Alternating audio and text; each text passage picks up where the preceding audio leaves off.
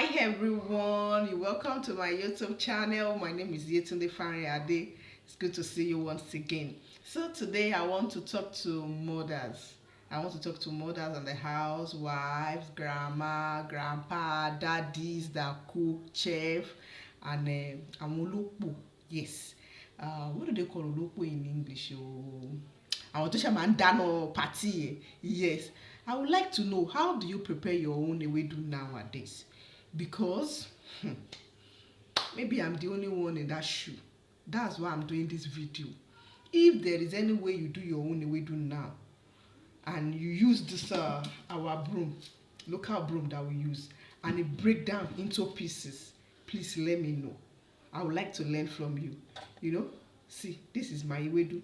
Normally when you buy the ewedu, you remove it from the stick, you pieces it like this. Me, I like to go further to pieces it so that the broom can break it down very well for me. But what I discovered, that even after, you know, using my hand to pieces it, it doesn't still break with the broom. I don't know, maybe I'm the only one in that shoe. That's why I'm doing this video. If there's any way you do your own ewedu, you prepare your ewedu, I mean you cook your own ewedu with a broom, teja, and it break down, please let me know. Let me tell you how I prepare mine. And that was how my mom taught me how to prepare ewedu. You boil water, you add your iru locust bean, then you add your corn into the water. You allow the water to boil. The water will boil for like 10 minutes, there about 10-15 minutes. As soon as you see the water boiling, then you pour in your ewedu. After pouring in your ewedu, you bring it out.